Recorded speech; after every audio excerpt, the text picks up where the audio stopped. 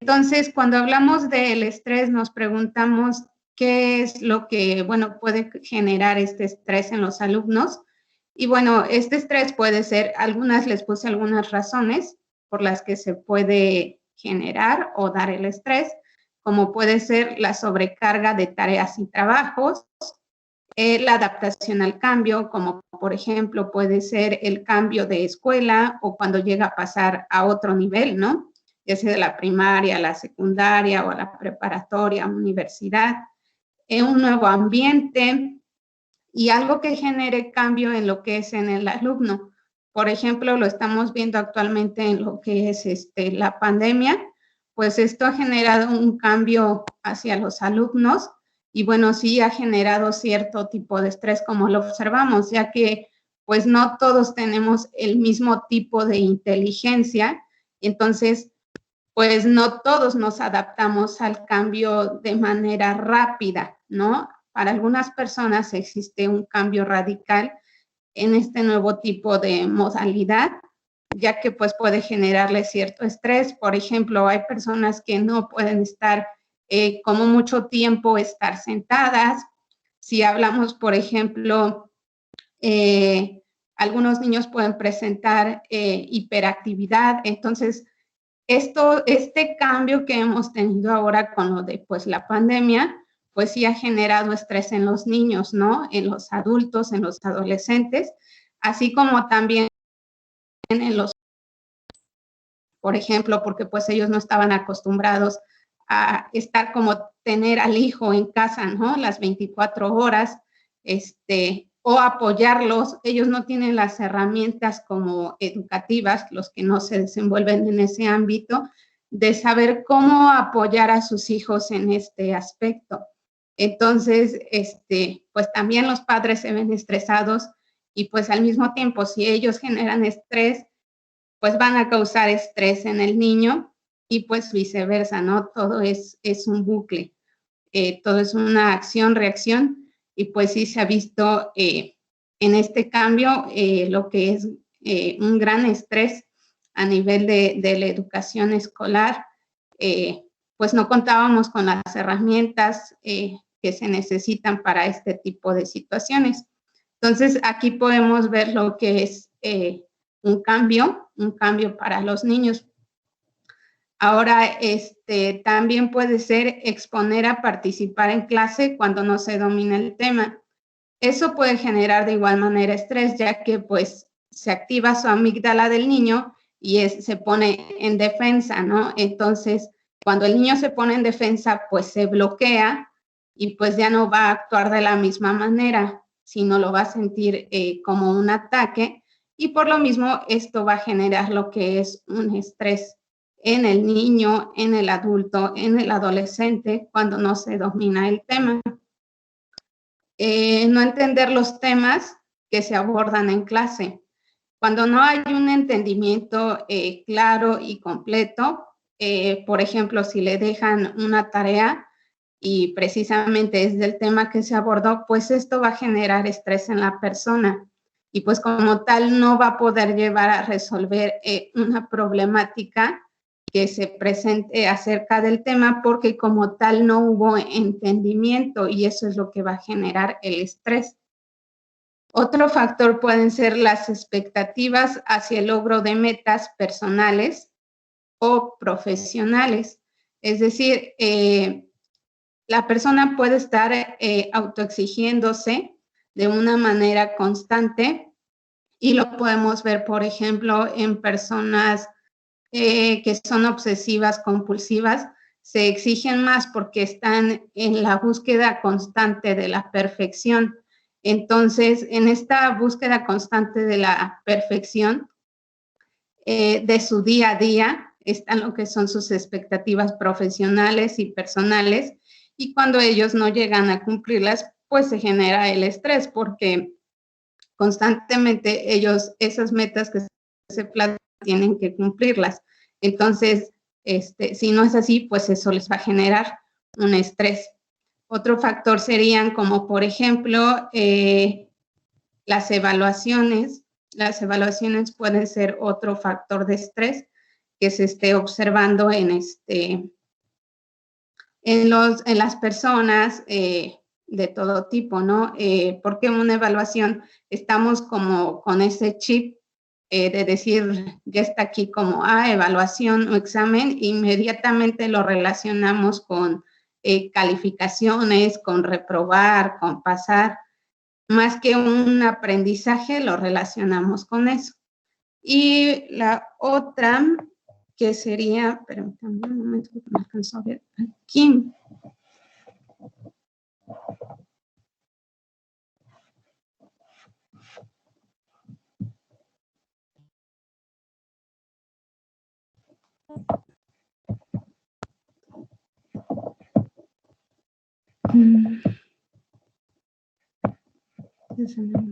Esto. Y bueno, la siguiente sería una presión propia o de otras personas tener buenas calificaciones, lo que les estaba mencionando de que inmediatamente nuestro pensamiento lo relaciona pues con peligro, ¿no? Porque desde pequeños nos van como poniendo en un programita de que un examen es como para que pases, independientemente de si hayas tenido un aprendizaje o no. La siguiente, de favor, estos son como algunas situaciones que pueden estresar al alumno.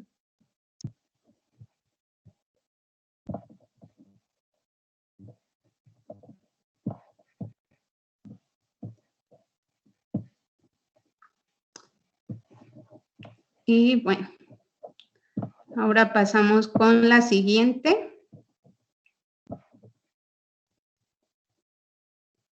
que serían la siguiente diapositiva, de favor.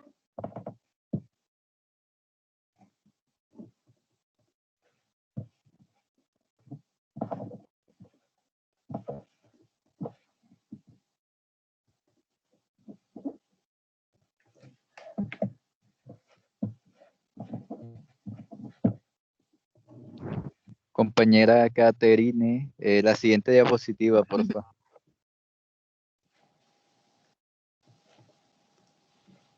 Bueno, mientras le van pasando. Luis, la que se dice emocionales, ¿o cuál? Sí, por favor, emociones y reacciones en los estudiantes.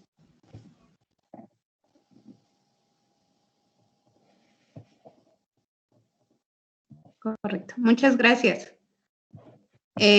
Bueno, también vamos a ver dentro de esto que se genera estrés, vamos a ver las emociones que pueden presentar los estudiantes. Algunas de ellas pueden ser el miedo, como les mencionaba. También podemos observar lo que es el enojo, la ansiedad, la tristeza, en algunas personas lo que es la incertidumbre. Y de igual manera podemos observar en algunos alumnos que existe lo que es la frustración. Y bueno, todas estas emociones que se llegan a presentar dentro de el ambiente escolar en las personas, estas emociones son como desde el lado negativo o como les pueden decir emociones negativas, sino todas esas funciones que les pueden llamar emociones negativas, en realidad lo que generan es un lado positivo, porque estas emociones están preparando a la persona para que sepa actuar de la manera como más adecuada, es lo que se busca, con ciertas herramientas que les voy a mencionar en las siguientes diapositivas. Se busca que a través de esas herramientas, al tener este tipo de emociones, se gestionen de la mejor manera. Y al gestionarse de la mejor manera, lo que va a provocar y el resultado va a ser que para las próximas vivencias, la persona ya pueda resolver o puede enfrentar de manera adecuada cierta problemática o situación que se le presente. Y bueno, eso sería como en las emociones y reacciones en los estudiantes. La siguiente, de favor.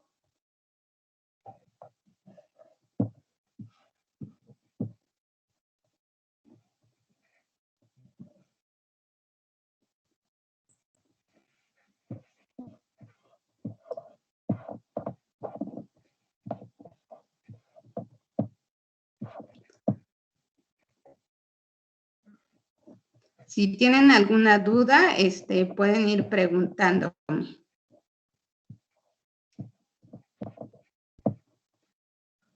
Bueno, todos los factores de riesgo anteriormente mencionados pueden generar síntomas, y estos síntomas pueden ser una consecuencia que puede ocasionar un malestar o puede ser debido por un malestar.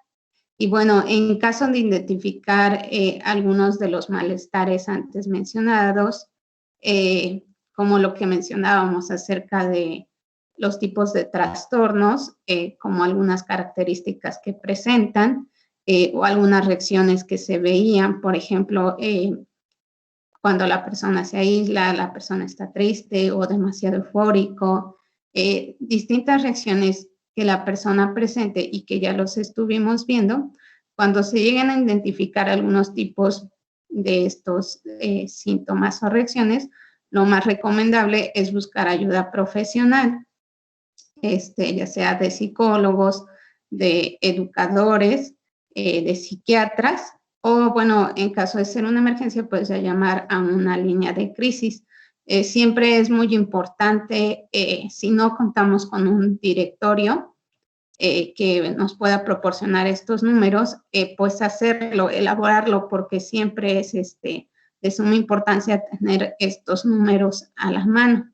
Aquí yo no les proporcioné unos porque, bueno, son de México, pero pues sí es importante que ustedes los tengan a la mano por cualquier situación que se presente. Y bueno, por ejemplo, les puse algunas de las reacciones emocionales que se pueden estar manifestando y que, bueno, es importante tomar en cuenta en caso de observarlo en alguna persona, en algún estudiante con el que nos estemos relacionando, o en caso dado con alguna persona que nos relacionemos. Algunos de ellos son como la falta de interés en sus actividades cotidianas. Cuando ellos, por ejemplo, lo observamos en la depresión,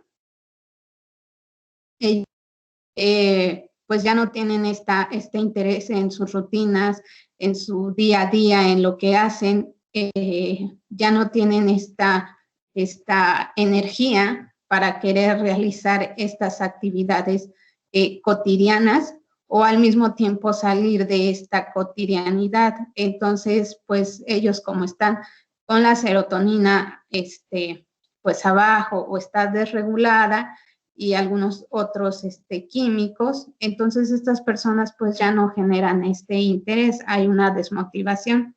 Ahí podemos observar una falta de interés en actividades cotidianas, y bueno, es muy importante tomar en cuenta este punto. Otro sería un cambio abrupto en el rendimiento escolar. Por ejemplo, cuando observamos que el alumno pues va bien en su desarrollo escolar, en sus relaciones escolares, y de repente pues cambia, ¿no? Ya no le interesa la escuela, presenta conflictos con sus compañeros, no le interesa entregar tareas, ya no le interesa aprender. En ocasiones ya no se presentan ni siquiera lo que es la escuela, ¿no? Entonces ahí está otro punto. La disminución del esfuerzo en su vida en general, pues lo que mencionábamos, esta falta de interés en todos los aspectos de su vida, pues ya no es una persona, ni siquiera, por ejemplo, en su aseo personal, ya no tiene este esfuerzo por decir, me quiero hacer, no, o sea, son personas que están desinteresadas hasta por su aseo personal, y bueno, pues tienen esta disminución de esfuerzo ante la vida en general. Un comportamiento inadecuado, ya sea en el hogar o en el salón de clases, pueden ser conductas que estén fuera de sí, como por ejemplo, dañar a alguien o contestar frecuentemente con agresividad. Puede ser un comportamiento inadecuado. Por ejemplo, en algunos niños, cuando están presentando algunos tipos de agresiones o de trastornos, pues tienen lo que es, se llegan a orinar, y que ya no están adecuados para esa edad, y así diferentes comportamientos que hay que estar observando constantemente. La deserción escolar es otro punto muy importante. Cuando el alumno pues ya presenta ciertos problemas, deja a un lado todo lo que es el ámbito escolar y bueno, ya no hay un esfuerzo como tal de eso. Puede también tener conductas de riesgo como consumir alcohol o algunas sustancias nocivas para la salud. Conductas que causen daño a sí mismo y que puedan también causar daño hacia los demás. En este caso podemos observar, aquí les ponía como cortadas, quemaduras o mordidas. Aquí se observa lo que es, por ejemplo, en niños que presentan cierto tipo de abusos sexuales. Podemos observar en unos de ellos lo que es el cutting, que es cuando se llegan a cortar. Pueden presentar este tipo de conductas donde ellos mismos se están lacerando. También el cutting se presenta, por ejemplo, en trastornos alimenticios, como lo es la bulimia o la anorexia. También las jovencitas o los jovencitos se empiezan a cortar para enfocar más como su atención no en el dolor emocional, sino en el dolor físico. Entonces, todo ese tipo de conductas nos va a estar dando un indicativo. La irritabilidad, el enojo, la impulsividad, la agresión, pues ahí nos están diciendo que la persona no se encuentra equilibrada y que está presentando cierta emotividad de acuerdo a algo que le sucedió o algo que le está aconteciendo en ese momento. También puede ser la poca tolerancia a eventos que le sucedan, como les mencionaba hace rato. Puede responder de manera agresiva todo el tiempo o reaccionar instintivamente. Y pues como está acá abajo lo que es participación en incidentes violentos, no sé, puede ocasionar algunos accidentes no nada más hacia sí mismo, sino también hacia su entorno. Entonces, cuando veamos todo este tipo de reacciones en una persona, hay que estar alertas, principalmente en nuestros alumnos, si los llegamos a detectar, pues hay que tomar el plan de acción, hay que hablarlo. Todas las escuelas cuentan con un protocolo, no sé si ustedes ya checaron un protocolo o si sus escuelas cuentan con un protocolo en caso de recibir algún acontecimiento emocional en el alumno. No sé si tengan algún protocolo en sus escuelas, alguien que me responda si lo llevan a cabo.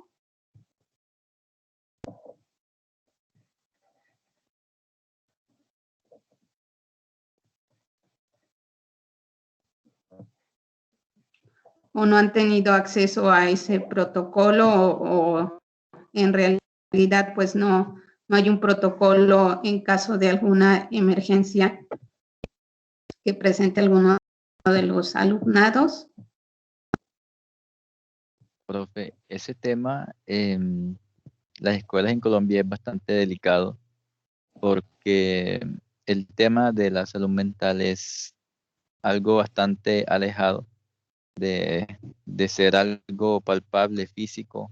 Por ejemplo, son escasos los centros de salud primaria en salud mental que existen. Es decir, así como existe urgencia para cualquier afectación del cuerpo físico, acá no existen muchos centros de atención primaria a la salud mental.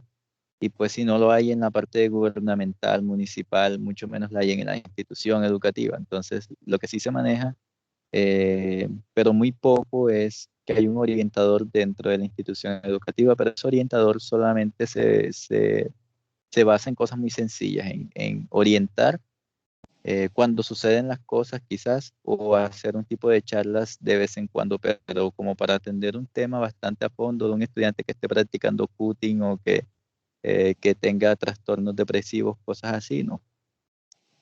Ok, perfecto. Sí, efectivamente, ¿sí? Ese orientador en las escuelas debe ser muy cuidadoso porque, como dice el compañero, como es un tema del que muy poco se habla o que se habla y no se comprende, no se llega a comprender la magnitud de la afectación que puede tener carecer de salud mental, pues los padres no son como muy receptivos con el orientador a veces, con el orientador de la escuela, entonces como solo toca como temas superficialmente, o sea, como por encimita, porque tiene que ser, no es muy aceptado por los padres, entonces son temas sencillos que solamente toca ese orientador en las escuelas. No lo dejan ir más allá. Así es, efectivamente. Pues sí, en algunas partes aquí, pues como lo observamos en México, sí, actualmente no se trabajaba con lo que es en el área de salud mental. En los últimos años ya se ha tomado como más importancia a lo que es la salud mental y más en estos 2 años que ha sucedido esta situación, es como cuando más fuerza de este tiempo ha tomado lo que es la salud mental. Y sí, precisamente como ustedes me lo mencionan, pues no, en algunos países no como tal se tienen todas las herramientas para hablar de salud mental. Y si estamos hablando que son escasos los recursos de salud mental a nivel público, pues por lo tanto, como ustedes lo indicaban, en algunas escuelas pues no se tiene acceso a lo que es la salud mental, ¿no? Y bueno, de igual manera, como lo mencionan, pues sí, el hablar de salud mental cuando las personas todavía no tienen esta apertura, cuando todavía no se les ha psicoeducado, cuando todavía no se les ha hablado de lo que es una salud mental y todavía se tiene como, pues este tabú, cuando todavía se tiene esta cerradura a la salud, inclusive no solamente a la salud mental, sino a la salud física, ¿no? Lo podemos observar, aún más lo observamos en la salud mental, ya que, por ejemplo, pues algunas enfermedades físicas no se tocan precisamente por esta cuestión de que no se puede hablar tan abiertamente. Por ejemplo, lo podemos observar en enfermedades de transmisión sexual, ¿no? Las enfermedades existen, pero no se les informa a las personas como tal. Entonces, cuando hablamos de salud mental, es de igual manera, existen distintos tipos de enfermedades, las cuales en algún momento pudieran llegar a prevenirse, pero como todavía no se tiene esta apertura tan amplia en algunos países, y pues yo lo puedo observar aquí en mi México lindo, no todas las personas están preparadas precisamente para hablar de ello. Hablar de salud mental aún sigue siendo como, hablar de estás loco, ¿no? Inmediatamente es como relacionarlo con la locura y no es así como tal, sino pues es simplemente que somos seres humanos y que así como nos puede doler una mano o alguna parte de nuestro cuerpo, también nos duele nuestra alma, también nuestros pensamientos generan ciertas confusiones y pues cómo vamos a tratar eso. Debe de haber un tratamiento para todo. Entonces, si la salud mental está muy estigmatizada, sí tengo un participante aquí. ¿Quién es? Suárez. Suárez, sí, adelante. Sí, muy buenas noches. Señor, un saludo especial desde Colombia, Planeta Rica, Córdoba, a todos los Buenas compañeros. noches. Bueno, con respecto a la salud mental, pues yo pues tengo una experiencia personal desde hace mucho rato. Pero lo que quiero pues compartir con ustedes desde Colombia, que yo manejo el tema un poquito. De hecho, en las EPS tienen programas de salud mental. En las IPS, que son las instituciones prestadoras de salud pública, tienen salud mental. Lo que sucede es que no hay una conexión entre la escuela, el colegio, la universidad con las instituciones públicas o privadas de salud. O sea, no hay un dinero o un presupuesto económico para hacer las campañas de salud mental en Colombia, en lo que es la escuela pública como tal. Entonces, lo que sucede es que cuando suceden estos problemas a nivel interno en la escuela, lo trata el psicólogo de la escuela y los profesores de la escuela o lo que está en la escuela como tal, pero no hay una conexión directa con el hospital local o con la institución prestadora de salud. Eso es lo que sucede. Cuando el caso es verdaderamente crítico, es que van inmediatamente a una cita médica, luego trasladan al paciente a una institución especializada para tratar los temas críticos, que ya pues lo debe tratar el psiquiatra como tal. Eso era el aporte que quería hacer. Ok, muchas gracias. Sí, sí, sí, ese es otro aspecto. Bueno, lo que es la economía y que no hay esta relación precisamente, que no hay este aporte para lo que es la salud y mucho menos para la salud mental, ¿no? No se tiene, o más bien lo observamos en nuestros países, que como tal la salud necesita cierto recurso y no se le ha dado esa inversión a nivel mundial a lo que es la salud, más a la salud mental, ¿no? Entonces, por ejemplo, lo podemos observar en su país, pues que esta relación no existe como tal, ¿no?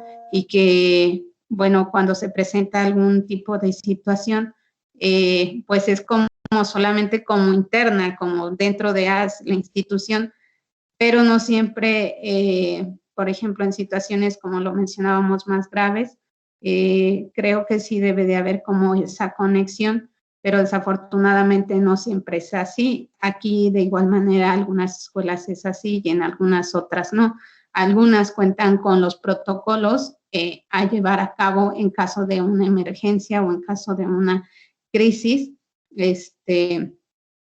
y cómo brindarles estos recursos psicológicos. Desafortunadamente, pues también en México no hay muy buena inversión en cuanto a lo que es salud mental, y pues también observamos las escuelas que pues son de cierta manera distinguidas, ¿no? Discriminadas, porque no les llega el recurso necesario para tratar todo este tipo de situaciones. Inclusive a veces se llega a observar que el recurso que estaba destinado para la escuela, pues lo que pasa es que simplemente no llega. ¿A dónde llegó?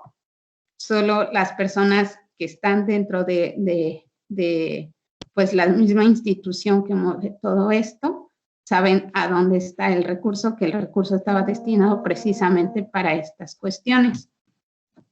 Si gustan pasarle a la siguiente, por favor. Sí. Hay una compañera que quiere participar hace rato.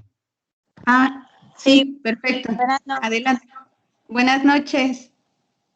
Sí, bueno, he tenido la oportunidad, mi nombre es María Gómez, yo soy trabajadora social, he trabajado en internado, restablecimiento de derechos de niños y adolescentes. Y bueno, ahí se ve palpable la problemática de salud mental.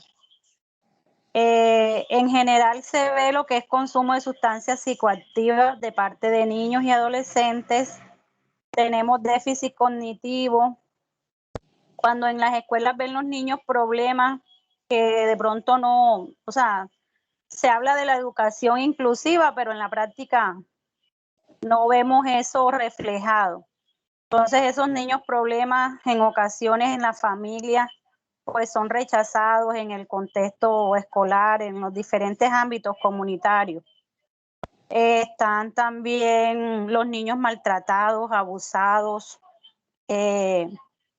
los niños explotados sexualmente, los niños en abandono, que son rechazados en su contexto familiar, que no tienen una figura parental, que haya ausencia de pronto de límites y normas en el hogar, todo eso afecta a nuestros niños y adolescentes y la problemática es grande.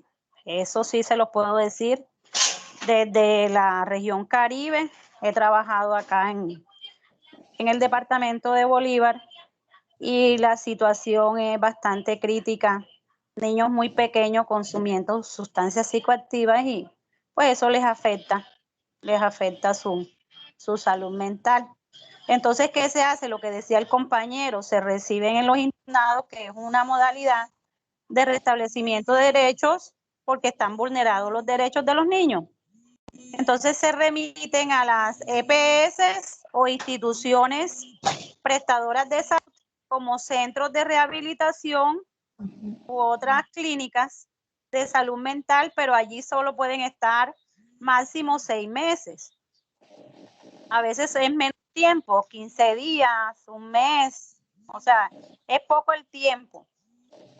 Entonces, por eso, porque la problemática es grande y no están los recursos. Entonces es bastante, ¿cómo les digo? Bastante crítica la situación y sí amerita que el gobierno y todas las organizaciones tomen como cartas en el asunto. Ese es mi aporte. Muchas gracias, licenciada. Pues sí, ¿alguien más desea hablar? Sí, mi nombre es Aura Cristina Pérez Vega. Eso que usted habla sobre salud mental se ve reflejado más, pues en estos tiempos de pandemia por, digamos, la conexión.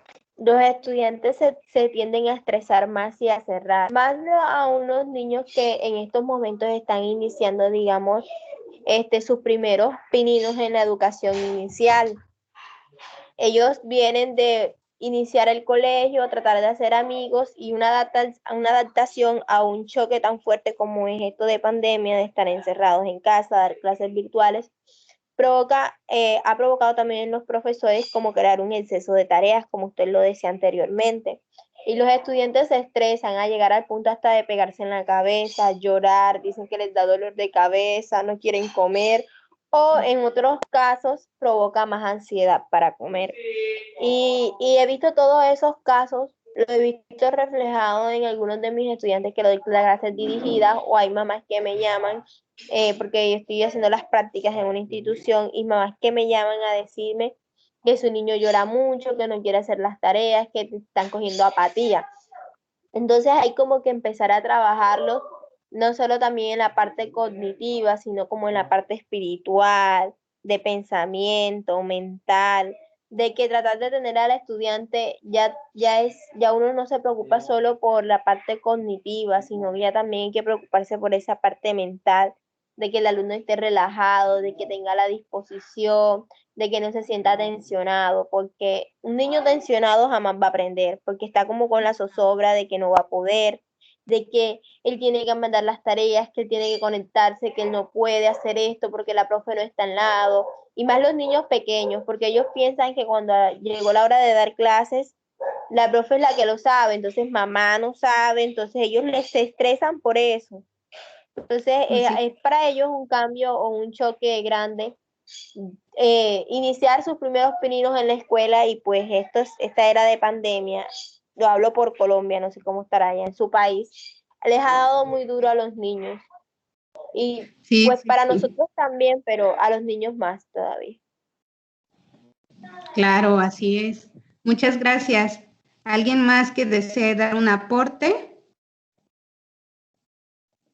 No, por el momento no. Bueno, sigamos entonces. Sí, muchas gracias por sus aportes y sí, efectivamente, pues lo observamos, como decían, estas cuestiones que pasan en Colombia en cuanto a la salud mental, pues sí lo vemos como un acceso limitado a lo que es la salud mental. A veces quisiéramos que existiera este apoyo y estos recursos para poder trabajar en ello, pero pues desafortunadamente sí es muy limitado el acceso a estas cuestiones, lo que tocaban acerca de los aspectos, por ejemplo, como los niños que consumen sustancias psicoactivas, en realidad, pues es muy poco tiempo para tratar a veces adicciones, 6 meses o que me dices 15 días, es un tiempo que realmente pues no se puede tratar este tipo de situaciones porque, bueno, hay una recaída ante estas cuestiones. Entonces, pues sí está muy limitada en esta cuestión la salud mental. Y en cuanto a la pandemia, pues lo observamos, aquí en México sí ha afectado lo que es la salud de los niños. Y también otra población vulnerable serían los adolescentes. ¿Por qué? Porque están en sus etapas drásticas de cambios, ¿no? Ellos también están en estas expectativas y necesitan pues lo que son sus recursos de apoyo de amistades. Entonces, ante esta situación de pandemia, pues sí se han visto afectados. En los niños podemos observar lo que es, por ejemplo, esta ansiedad y esta frustración que manejaban, porque, bueno, como mencionan, el pequeño tiene que ir a la par o de la mano, los tiene que llevar lo que es el profesor, la maestra. Entonces, pues para ellos es un poco difícil, pero en medida de que nosotros, las personas que nos dedicamos a la salud mental o los educadores que podemos brindar estas herramientas, por ejemplo, desde proporcionar la información de qué hacer en cierto tipo de casos o cómo actuar en cierto tipo de casos, pues eso ya da un aporte a lo que es la salud mental. Desafortunadamente, pues no tenemos todos estos recursos, pero bien se podría hacer desde nuestro pequeño granito de arena de aportar cómo podemos hacer con lo que es la salud mental, que tal vez pequeñas estrategias podemos llevar a cabo que pueden generar grandes cambios.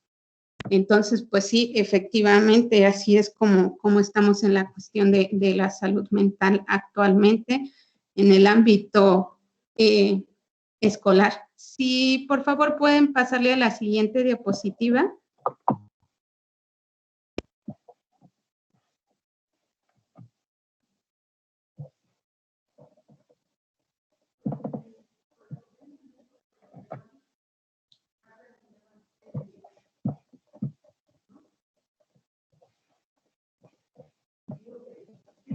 Bueno, la siguiente, de favor. Como ya vimos, todos estos han sido factores de riesgos en los que, bueno, se presenta en lo que es la salud mental escolar. A continuación les voy a presentar lo que son los factores protectores cuando se presenta alguna situación de riesgo para lo que es el alumnado o para alguna persona, ¿no? Entonces, si gustan pasarle a la siguiente, les voy a hablar de lo que son los factores protectores.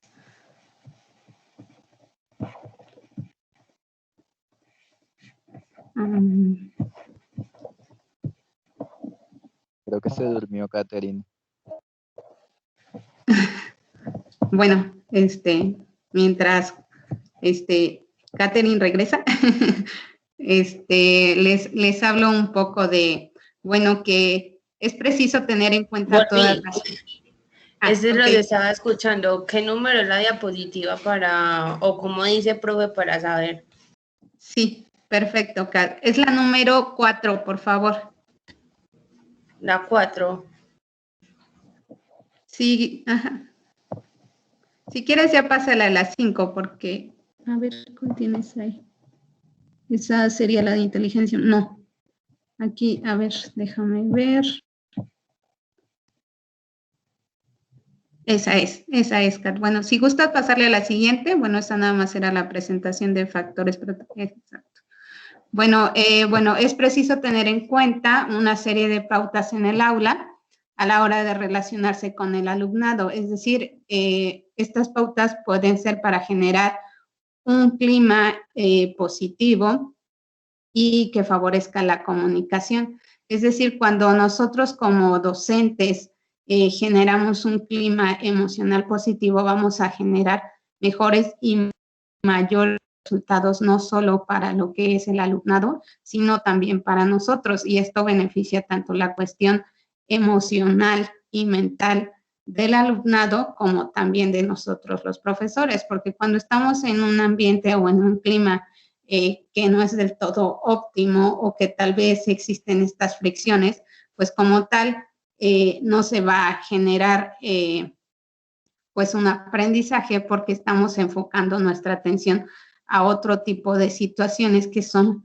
más como emocionales que racionales, y bueno, el aprendizaje como tal pues no va a ser del todo óptimo y bueno, pues va a generar una fricción y una falta de comunicación a su vez, o una comunicación que esté aislada. Entonces es preciso tomar en cuenta ciertos factores para poder relacionarnos con lo que es el alumnado. Muchas gracias, Kat. Si gustas pasarle a la siguiente, de favor. Yo aquí molestándote.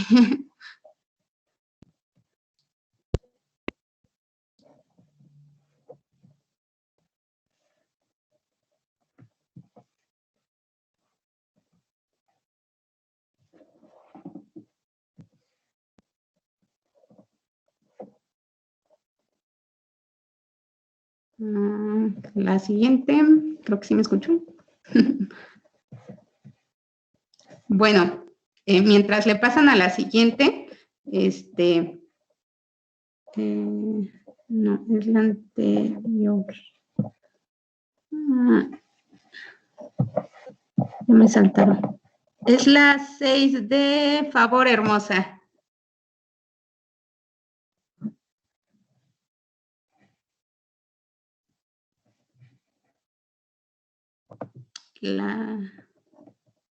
Ok, muchas gracias. Bueno, entre lo que debemos de tomar en cuenta, que son ya los factores protectores dentro del aula, es facilitar la expresión de sus emociones y preocupaciones, inseguridades, miedos y motivo de ello. Es decir, nosotros debemos de tratar de brindarle al alumno esa confianza para que él con facilidad pueda expresar sus emociones, o cuando, por ejemplo, algún tipo de contenido le cause preocupación o algún tipo de problemática, nosotros podamos ser un recurso de apoyo, le cause preocupación, inseguridad, inclusive miedo, él no lo pueda comunicar, ya que nosotros como docentes llegamos a fungir como esta parte, como una red de apoyo. Entonces es importante que él nos pueda comunicar lo que es su expresión de sus emociones y bueno, tenga esta facilidad para expresarse. Al mismo tiempo que nosotros motivamos esta facilidad de expresión, también lo podemos ver que el niño después puede tener, o el alumno puede tener una facilidad de expresión en cuanto a que cuando él quisiera dar un punto de vista acerca de la clase, cuando tuviese alguna duda o algún tipo de contenido que él quisiera externar, pues tenga esta confianza. Entonces hay que brindarle esa confianza a lo que es el alumno. También estar atentos con lo que es la escucha activa para pues al mismo tiempo que no se llegue a generar como un malentendido y que al mismo tiempo se llegue a una metacomunicación, ya que es importante para todos, no solamente como para el alumnado, sino para todos, que pues tengamos esta escucha atenta para que el mensaje no se distorsione. Entonces, una escucha activa y atenta sería como lo más ideal. Validar sus emociones sin juzgar, criticar, infravalorar de cómo se siente el alumnado. Por ejemplo, la vez pasada el licenciado nos comentaba acerca de que pues hay profesores que infravaloran a lo que es el alumnado. Entonces es como la perfección solamente existe en el profesor, que en realidad la perfección no existe.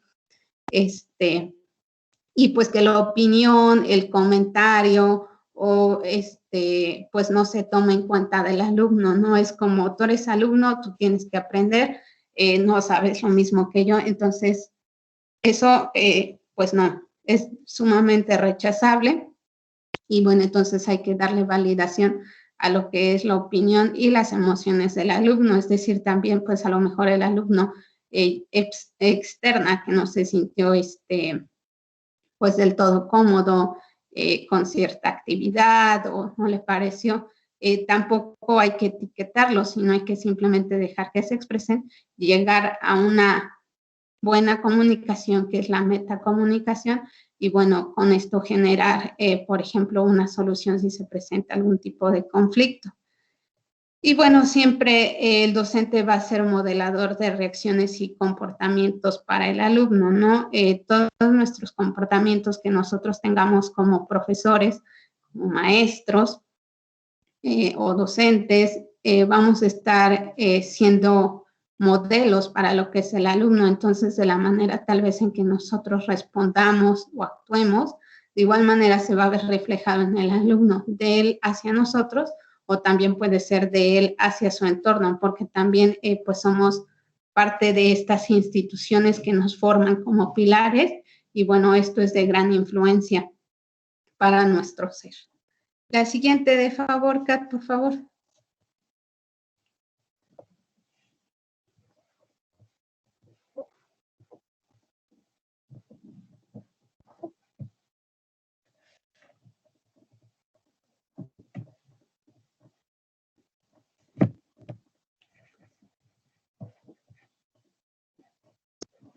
Bueno, en la siguiente seguimos teniendo factores protectores y mientras le pasan a la siguiente, les hablo de los siguientes factores protectores. Tenemos como son también implementar y trabajar en materias socioemocionales. Como ustedes ya me lo mencionaban, bueno, en sus escuelas cuentan con algún orientador educativo o algunas escuelas cuentan con algún psicólogo. Bueno, eso es un aporte grande a la escuela para el trabajo de salud mental escolar, pero también de igual manera es implementar o trabajar en materias socioemocionales.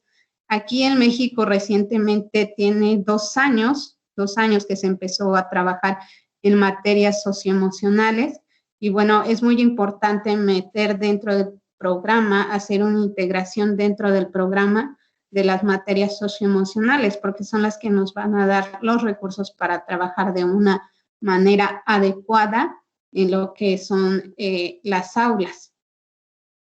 También tenemos lo que es identificar emociones y nombrarlas. A través también de las materias socioemocionales vamos a ir identificando las emociones. Entonces, cómo me siento yo, qué es lo que siento en estos momentos, y eso qué me genera, qué reacción me genera. Entonces, algunas veces podemos observar, yo les puse aquí nombrarlas sin el mí, porque, bueno, algunas veces podemos observar que las personas ya están tan acostumbradas, por ejemplo, cuando se les diagnostica con algún tipo de trastorno, ya no se dirigen al trastorno como tal, como por ejemplo decir la depresión, la ansiedad, ¿no? Sino ya dicen mi depresión, mi ansiedad. Entonces es una parte como de internalizar, decir es mío, mío y, o sea, de aferrarse parte de ello inconscientemente. Pero no es así, es decir, la depresión, la ansiedad, porque no quiere decir que ese trastorno o esa emoción que esté presentando en ese momento ya es parte de mí. No, como tal en el momento lo presento, como tal en el momento pues estoy pasando tal vez por una etapa difícil, pero eso no quiere decir que eso sea parte de mí, de mi ser, sino en ese momento estoy presentando estas reacciones que me hacen pues manifestar de esta manera, ya sea pues todas estas emociones o presentar algún tipo de trastorno, pero eso no quiere decir que sea parte de tu ser. También crear un sentido de pertenencia. ¿Qué tan importante, de verdad, qué tan importante es trabajar en equipo? El trabajar en equipo es reforzar esta parte de no sentir, por ejemplo, a unas personas les afecta totalmente estar en soledad, que siempre es importante también escucharnos a sí mismos, escuchar nuestra parte interna y decir, bueno, estamos solos, pero también qué importante es sentir que pertenecemos a un núcleo, que pertenecemos a una institución, que pertenecemos a un grupo. Esa parte de la pertenencia nos va a hacer que nuestras emociones sean más plenas, ¿no? Entonces, esta parte de crear un sentido de pertenencia es fundamental, sobre todo en las escuelas, pues podemos ver que hay niños o alumnos que se aíslan, ¿no? Entonces, como tal, reforzar esa parte desde crear ese sentido de que estamos en el grupo, perteneces al grupo, aunque cada alumno, cada niño, cada adolescente, cada adulto es diferente, pero cada uno aporta algo a ese grupo, como existen los grupos madres, y distintos grupos, ¿no? Entonces hay que reforzar esta parte grupal y hacer un sentido de pertenencia hacia la persona. Promover la resiliencia. También promoviendo la resiliencia, es decir, darle todas esas herramientas al alumno para que él, cuando presente un tipo de situación difícil, pueda sobreponerse a esa situación y decir, sí, me pasó esta situación, pero tengo la fuerza, sé cómo sobrellevar esto o sé cómo salir adelante. Y bueno, que él mismo reconozca que puede sobresalir o sobreponerse a esa situación.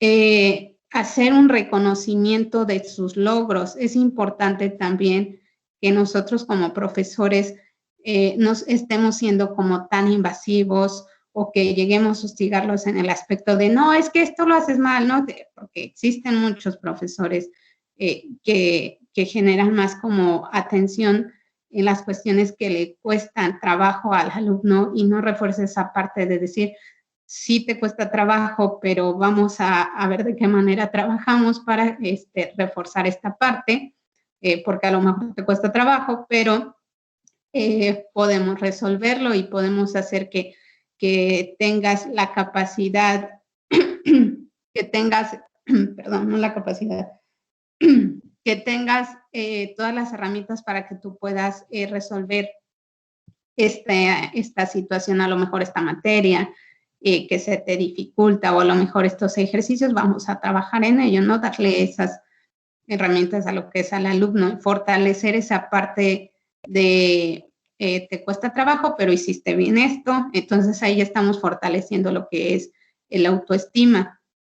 Entonces, fortalecer su autoestima, es decir, a lo mejor cierto ejercicio le cuesta trabajo, pero en algún tipo de otros ejercicios, otras materias, pues tiene ese tipo de inteligencia para esas materias, pues podemos ir fortaleciendo ese autoestima y reconocer al mismo tiempo sus logros.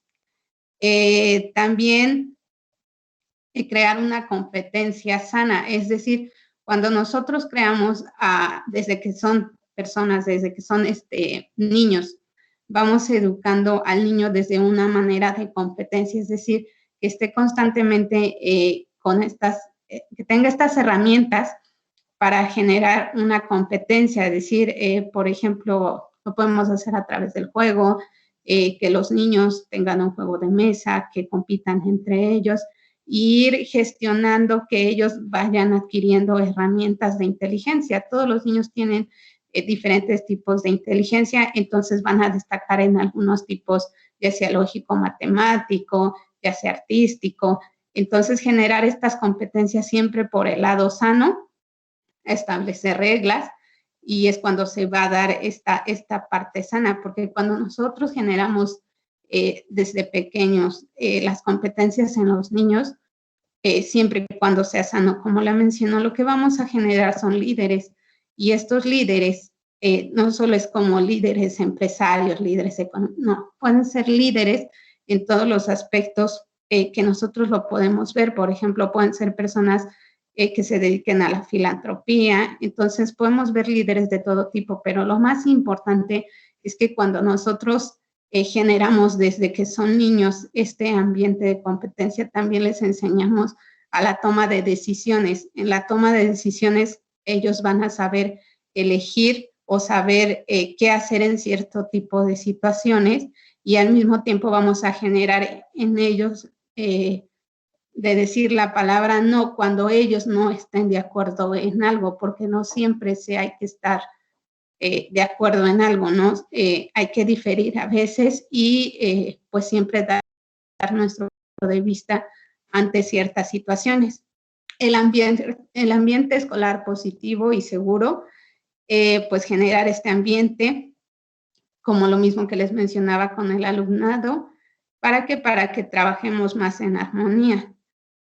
Y bueno, como docentes es nuestra función generar un ambiente seguro, ya que pues es parte de nuestra ética.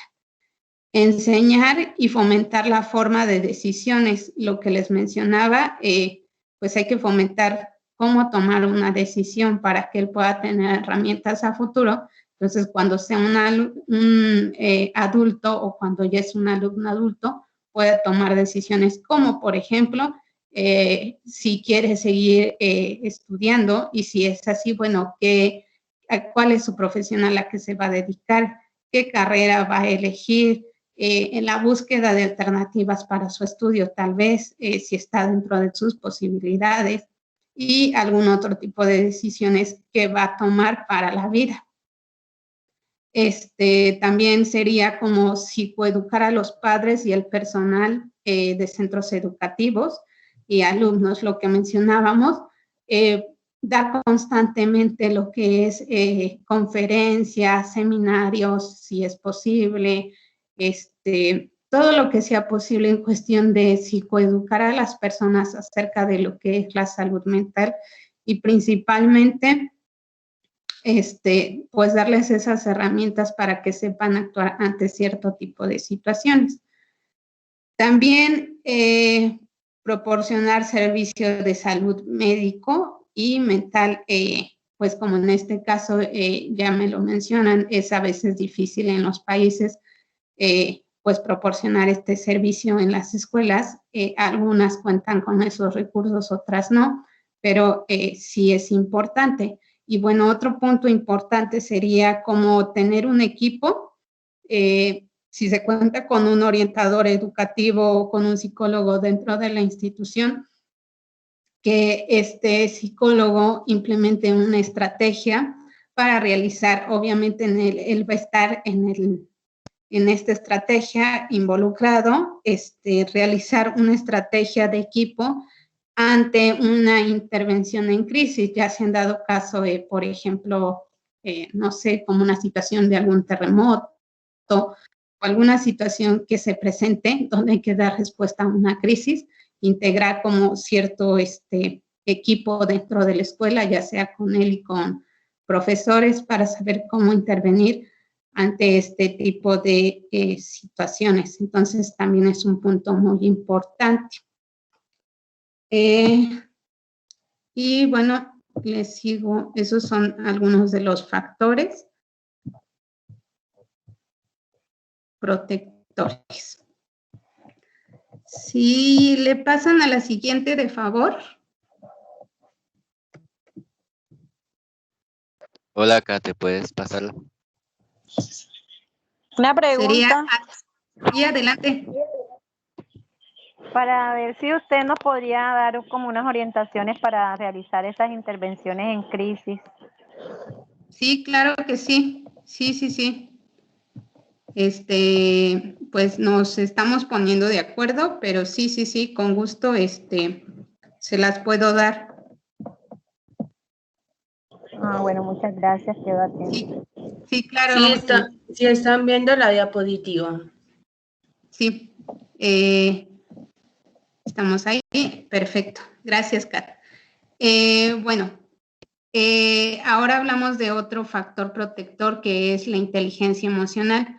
Con todas estas herramientas, dando lo que es la capacitación en materias socioemocionales, podemos encontrar lo que es la inteligencia emocional. Y bueno, en la inteligencia emocional ¿qué es la inteligencia emocional? Bueno, es la capacidad de sentir, entender, controlar y modificar estados emocionales propios y de los demás. En esta, bueno, una cita que les puse aquí de Daniel Goleman, que nos habla de la inteligencia emocional y que fue el último que nos habló de inteligencia emocional de todos los autores. Él, en el año de 1995, su cita nos dice: la inteligencia emocional es el talento básico para vivir feliz y triunfar.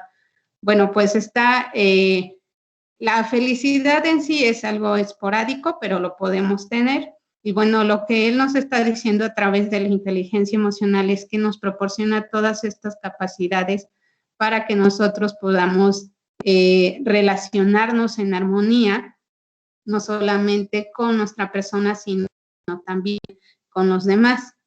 Y bueno, en la inteligencia emocional reconocemos nuestros propios sentimientos y también reconocemos los de los demás y trabajamos de manera adecuada, relacionándonos como lo que les mencionaba. La siguiente, de favor, Kat. Es muy importante hablar de materia de inteligencia emocional. Bueno, cuando hablamos de inteligencia emocional, existen 5 claves que nos dice Goleman que deben de existir para presentar lo que es la inteligencia emocional.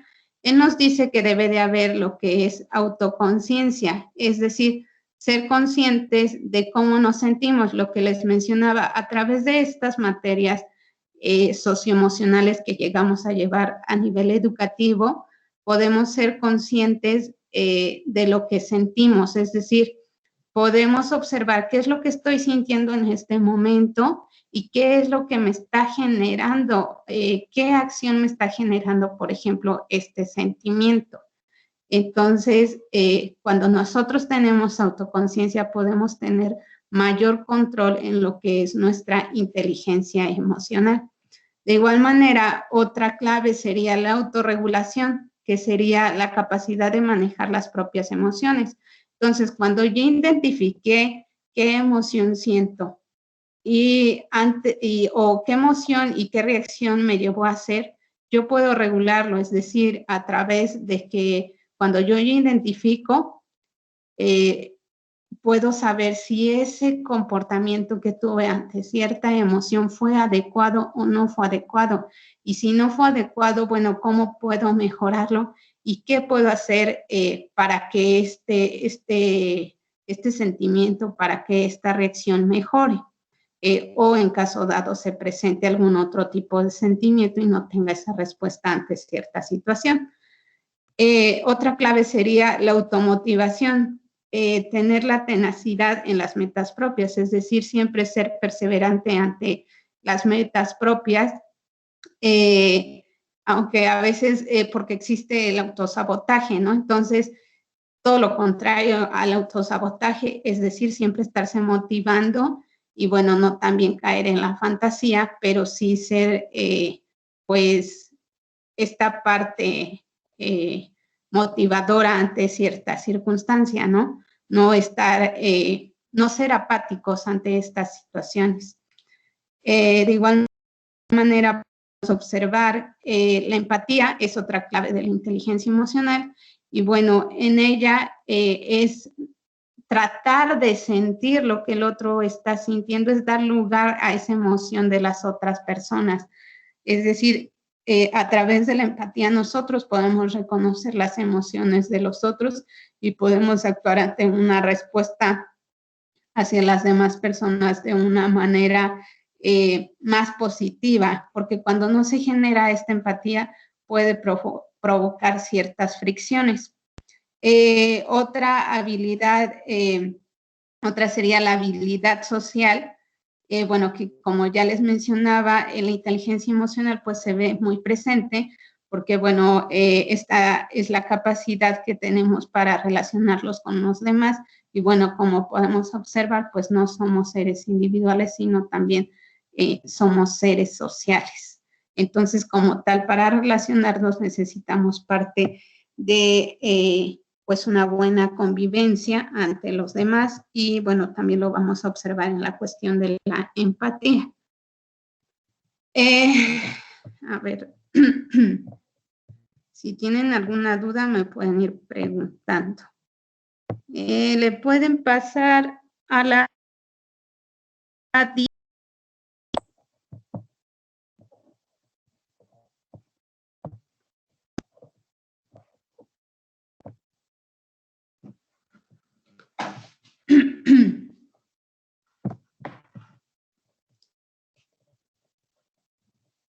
Bueno, mientras le pasan a la diapositiva 10, les voy a hablar un poquito de que, cómo funciona a nivel neuronal lo que es esta ecuación. Profe, ya la pasé. Muchas gracias. Sí, perfecto, perfecto. Ahora bien, dentro de estas claves de la inteligencia emocional, yo les mencionaba lo que es la autorregulación. La autorregulación es una clave muy importante para lo que es la inteligencia emocional. Entonces, bueno, aquí les voy a hablar un poco acerca de lo que es la autorregulación y cómo se da. La autorregulación se da a través de la amígdala cerebral. Entonces, bueno, ¿qué es la amígdala? La amígdala cerebral, perdón. Es una estructura localizada en el lóbulo temporal, es la parte que les aparece como más negrita ahí, no sé si la lleguen a ver. Y bueno, esta parte es parte del sistema límbico. Entonces, lo que pasa, bueno, aquí podemos observar que las funciones de la amígdala son la recepción de la información del entorno. En ella podemos ver que recibe información de los estímulos significativos, es decir, la amígdala va a recibir información del entorno y esto lo va a captar, ¿no? Por ejemplo, en algún sueño donde tuvimos alguna situación, por ejemplo, amenazante, al otro día podemos llegar a recordar esa situación amenazante. Por ejemplo, otra función sería como la anticipación de una respuesta emocional.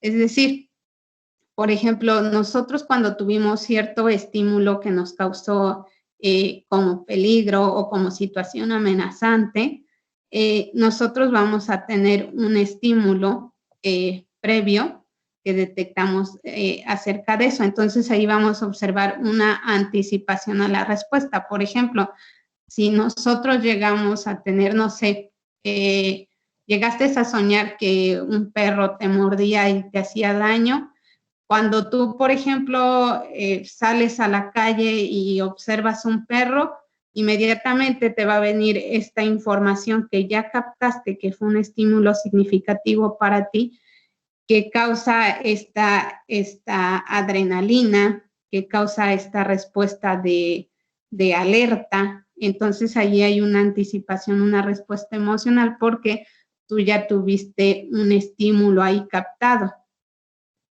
También hace la consolidación y almacenamiento de la información emocional, por ejemplo, de las experiencias emocionales que nos marcaron. Por ejemplo, todas, lo que les menciono, todas estas experiencias, bueno, van a generar lo que es un almacenamiento de información. Entonces, por ejemplo, a ti el perro ya te causó cierta alerta de que te mordió, te hizo daño. Cuando tú observas un perro, por ejemplo, este perro, pues tú vas a generar como este estímulo previo y entonces vas a, por ejemplo, sentir que cualquier perro que tú veas te va a agredir, ¿no? Por ejemplo. Entonces hay una consolidación de almacenamiento de información. Ahí ya está guardada esa información.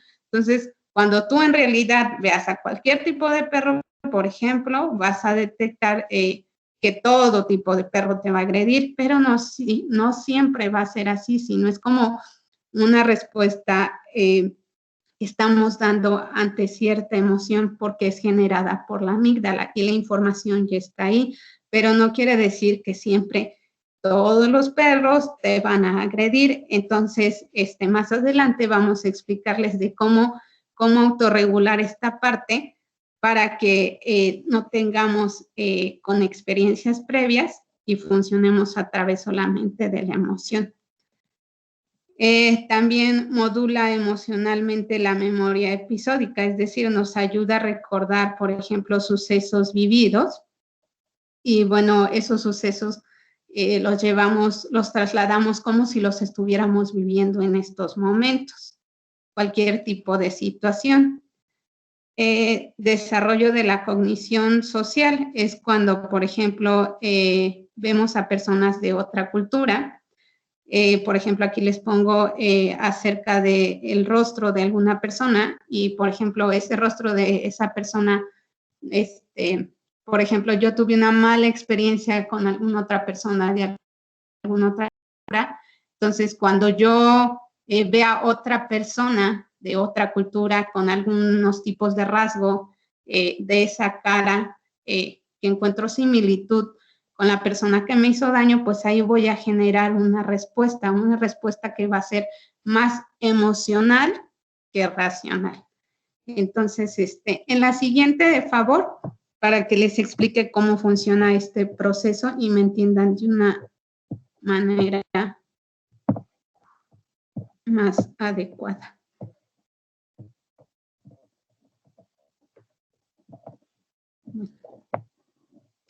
La siguiente, de favor, Kat.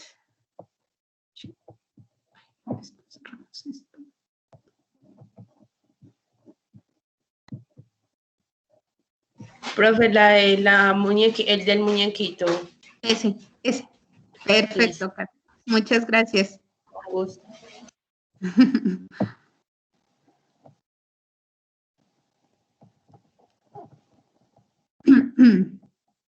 Bueno.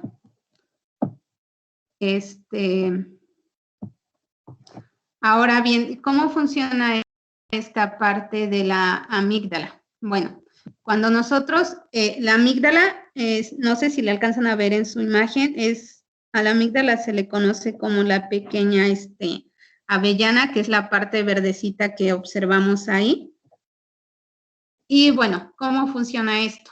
Bueno, tenemos información que nos llega del ambiente a través de nuestros sentidos.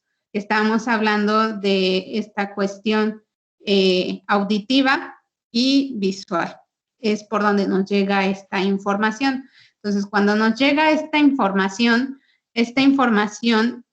no pasa directamente al neocórtex, que es la parte que está en la parte de hasta arriba, sino que va directamente a lo que es el tálamo, y el tálamo la dirige hacia la amígdala.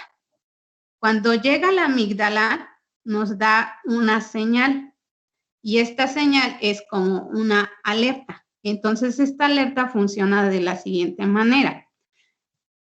La cuestión que nos hacemos dentro de nuestro cerebro es, por ejemplo, nos preguntamos, esta información que nos llegó, nos causa alguna amenaza, algún miedo o nos afecta. Esa es como reacciona nuestra cuestión del cerebro. Entonces, en cuestión de que sea sí, se genera esta alerta. Y esta alerta va a generar una hormona a la parte de nuestra sangre que va a generar adrenalina que puede generar estrés, taquicardias, sudoración, y bueno, a ella se le llama noradrenalina. Esta es la que va a generar que tengamos todas estas reacciones. Y bueno, ¿qué va a pasar? La respuesta que va a pasar es que vamos a hacer un ataque o vamos a hacer una huida, porque ante cierta información nosotros presentamos pues este ataque que sentimos y por eso generamos una respuesta, o tal vez este miedo que igual sentimos y por eso generamos alguna huida. Algunas otras personas no generan huida, sino todo lo contrario, se paralizan. Entonces, esta también puede ser una respuesta cuando una persona se siente pues amenazada. Y a todo esto se le llama secuestro de la amígdala. ¿Por qué? Porque no pensamos desde la manera racional, sino lo estamos haciendo desde la manera emotiva. Entonces, pues si esto no se diera desde la manera emotiva, lo haríamos desde la manera racional. Entonces ahí, por ejemplo, cuando se hace esta pregunta de esto nos amenaza, nos causa algún daño, pues es un no, pues entonces actuamos de una manera más racional y no impulsiva. Como podemos, bueno, no sé si lo sepan, pero tenemos 3 tipos de cerebro, que sería el instintivo, el emotivo y el racional. Entonces, la parte de la amígdala se aloja en lo que es en el emotivo. Ahora, bueno, todo esto se los menciono porque es como se están dando las respuestas ante nuestras emociones, pero todo esto se puede generar un cambio ante ciertas respuestas siempre y cuando se autorregule. Al hablar de una autorregulación, ya podemos dar una respuesta más racional que emocional. Entonces, ante ciertas situaciones de peligro, vamos a actuar de una manera más propia ante nuestras emociones, más coherente tal vez, y que va a generar nosotros mismos y para los demás. Si tienen alguna duda, me pueden ir diciendo. La siguiente, Kat, si gustas pasarle de favor.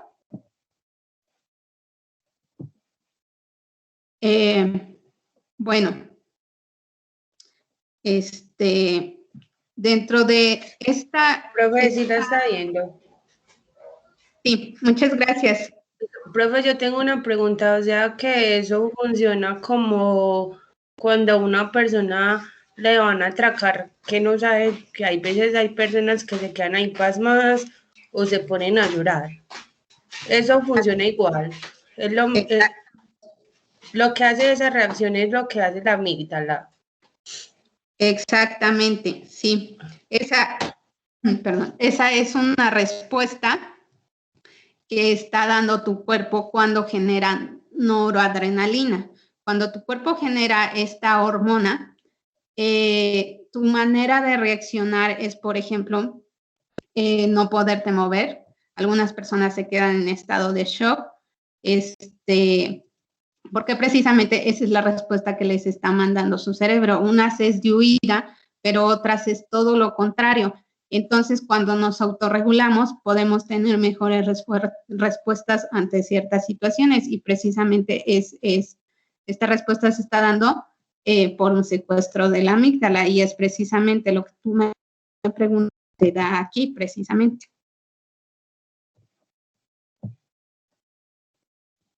Bueno, ahora bien, lo que buscamos cuando queremos autorregularnos, tenemos 2 zonas, tenemos 3 zonas. Tenemos la zona de hiperactivación, la zona de activación óptima y la zona de hipoactivación.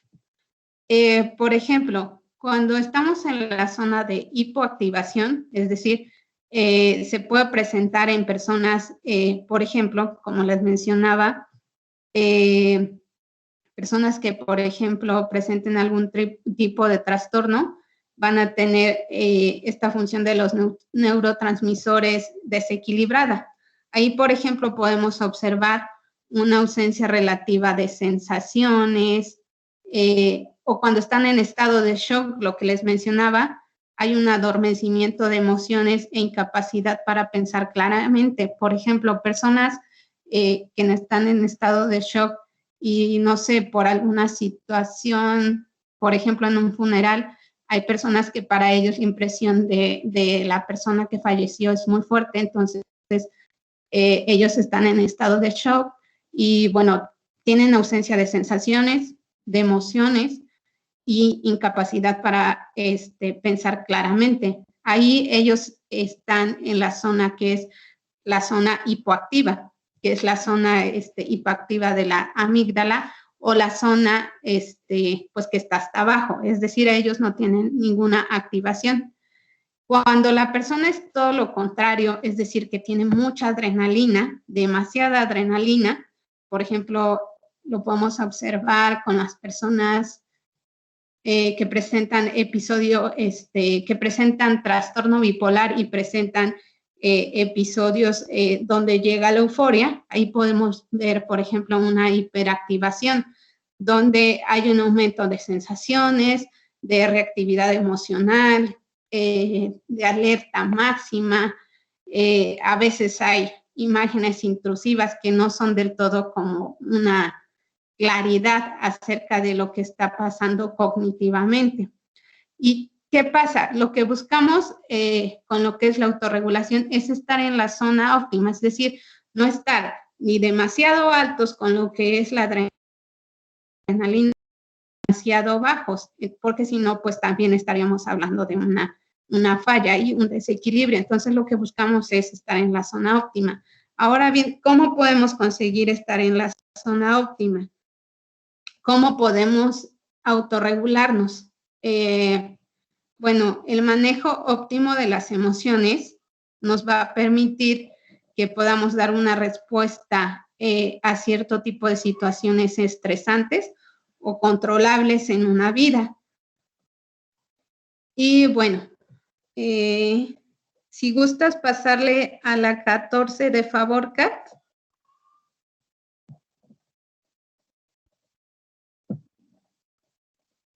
Yo les puse aquí cómo podemos autorregularnos.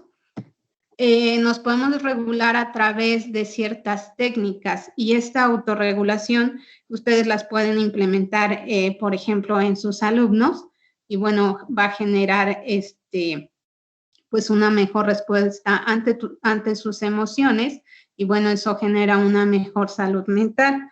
Ahorita que le pasen a la diapositiva 14, mientras les voy explicando, puse unas técnicas. Una técnica podría ser acerca de la meditación. En la meditación podemos autorregularnos. Hay una técnica que se llama Vipassana. Esa técnica es, por ejemplo, colocarnos en un lugar tranquilo, cerrar los ojos, practicar respiración profunda y trata de que nos hagamos conscientes del aquí y del ahora. Es decir, que nosotros hagamos conscientes de lo que estamos respirando, de nuestro cuerpo y bueno, que dejemos que esa respiración que vamos sintiendo a través de nuestro cuerpo, vayamos sintiendo cada parte de nuestro cuerpo, es decir, desde la punta de nuestros dedos hasta nuestra cabeza. Es una forma de practicar la meditación y bueno, por lo regular se procura que se haga todas las mañanas o en un espacio libre o relajante que tengas. Es muy recomendado llevar a cabo esta meditación porque bueno, esto va a regular que tengamos mayor oxigenación en el cerebro y bueno, va a generar que podamos tener menos estrés ante el día o las situaciones que se nos presenten. Otra técnica que yo les puse aquí fue la técnica del afrontamiento. En la técnica del afrontamiento, cuando una persona, por ejemplo, presenta cierta respuesta de estrés o cierta respuesta de miedo ante una situación, lo que se busca es a través de imágenes que esta persona vaya teniendo ese acercamiento ante esa situación que le está generando esta incomodidad. No se aplica en todo tipo de situaciones, pero sí se puede aplicar, por ejemplo, dentro del ámbito educativo, por ejemplo, algún tipo de problemática que le cause alguna materia, porque no es recomendable para todo tipo de situaciones el afrontamiento. Por lo regular es recomendable que lo realicen terapeutas, porque pues en cierto tipo de situaciones pues no se puede llevar a cabo como tal. Entonces, si la problemática que está presentando pues no es muy grave o muy delicada, se puede hacer a través de imágenes y bueno, que externe el que siente cuando ve este tipo de imágenes y cómo puede hacer para que ya no le genere estas sensaciones. De igual manera, se puede trabajar con lo que es otra técnica que es arteterapia. Esta ustedes sí la pueden aplicar. Como docentes podemos aplicar en el alumnado, es decir, que plasmen a través de la arteterapia, que pongan ahí todo el conflicto psíquico que se está presentando. Y bueno, a través de toda esta obra de arte, ya sea pintura, danza, escritura, actuación, artes plásticas, el alumno puede expresar esa situación que está sintiendo, que le está incomodando o que le generó hacer cierto tipo de comportamiento. Puede ahí hacer una catarsis, es decir, un desahogo a través de esa técnica de arte. Y esta, la verdad, se las recomiendo mucho, se trabaja mucho con los alumnos y de verdad que da respuesta ante ciertas problemáticas. También se busca que a través de esta técnica ellos pues generen también empatía consigo mismos y de igual manera se pide que esta técnica se lleve en un tranquilo y cómodo. También pueden aplicar la musicoterapia, que funciona muy bien. O al mismo tiempo también pueden poner una música relajante para el alumno para que pueda tener un mejor resultado. La siguiente diapositiva, si de favor le pasas, Kat, les puse algunas técnicas para hablar de lo que es cómo podemos enfrentar la tristeza y, bueno, cómo combatir el estrés. En cómo combatir la tristeza podemos identificar, bueno, las creencias que tenemos acerca de esa tristeza que estamos presentando. Y bueno, en esta cuestión de la tristeza, porque a veces lo podemos identificar en los alumnos, es que ellos mismos se pregunten si esta tristeza puede ser realista o tal vez puede estar nada más en el imaginario mío, ¿no? Es decir, que cierta problemática no sea así y que esté modificada por nuestros pensamientos bucles. Es decir, cuando nosotros llegamos a autosabotearnos, podemos generar como esta cuestión negativa para todo. Y cuando generamos esta cuestión, pues no podemos ver del todo el amplio panorama que se nos presenta. Entonces ahí tenemos un pensamiento bucle. Lo que se busca es que el alumno dé una solución ante esta situación de tristeza, es decir, estoy triste, pero ¿qué puedo generar o qué puedo hacer yo para estar bien ante esta situación? Por ejemplo, cierta situación que se presenta, estoy triste por cierta situación, ¿no? Entonces, ¿esta situación tiene solución, sí o no? Si esta situación tiene solución, entonces veamos cuáles son las posibles soluciones que se pueden dar. Y pues de esta manera vamos a tener un panorama más amplio. Pero de igual manera, sentirse triste no es malo. Hay momentos en los que pues no estamos del todo bien y llegamos a sentirnos tristes. También a veces es importante poder sacar nuestra tristeza, ya sea a través del llanto, de la palabra, por ejemplo, el desahogo, y es importante también escucharlo. No reprimir estas emociones, sino estar atento a estas emociones que las estamos presentando, pero que podemos autorregularlas, como ya les mencionaba anteriormente, algunas técnicas donde se puede autorregular. No les mencioné acerca de, por ejemplo, la gimnasia cerebral sería otra manera de autorregular nuestras emociones, y al mismo tiempo la gimnasia cerebral hace que nuestro cerebro se oxigene y que tengamos mayores resultados en cuestión de aprendizaje. También aquí les puse unas maneras de combatir el estrés, como es, por ejemplo, hacer el ejercicio, reírte, comer sanamente, meditar, que ya se los mencionaba, escuchar música, que igual se los mencionaba, hacer estiramientos.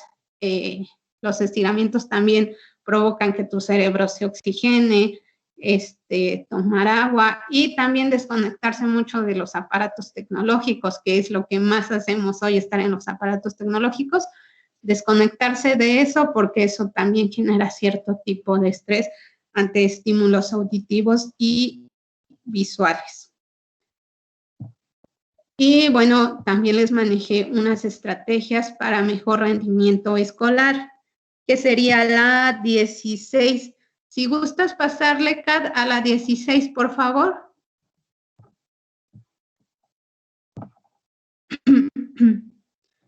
Bueno, hay ciertas estrategias que nos pueden ayudar para tener un mejor rendimiento escolar. Estas se las doy para que ustedes las apliquen en sus alumnos y bueno, que ellos tengan mejores resultados en cuanto a lo académico. En estas estrategias se puede mejorar lo que es el rendimiento escolar y permiten visibilizar procesos de comprensión, análisis, síntesis, y de esta manera se favorece el aprendizaje significativo, es decir, mejorar la codificación de la información que ya existe con la nueva. Si queremos que haya un aprendizaje, es muy importante generar en el alumno un aprendizaje significativo, es decir, que él se relacione con cierto tipo de situaciones, pero que estas situaciones le generen estrés y que haya un significado como tal, porque si no hay un significado para el alumno, no va a haber un interés y como tal el resultado va a ser que no va a haber un aprendizaje. Entonces, por eso les doy algunas de las técnicas. Aquí está lo que es les manejo, generar el aprendizaje significativo. También puede ser es decir, que el estudiante se comprometa a construir su conocimiento a partir de aprendizajes previos, con el fin de valerse por sí mismo, para utilizar y aplicar conocimiento con distintos contextos. Esta es un aporte de García, 2013. En él nos dice que a través de estos conocimientos que estamos dando al alumno, él debe de generar posteriormente otro tipo de aprendizaje, pero también tomar en cuenta el aprendizaje previo que ya tuvo, es decir, genera nuevo aprendizaje a través del que ya tiene. Y en esta cuestión, pues él va a tener un mayor conocimiento.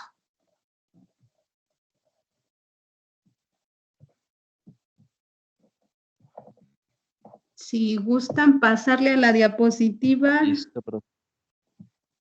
No sé si quiere abrir el espacio para participaciones, preguntas y demás, porque nos quedan 10 minutos de la clase. Ok, perfecto.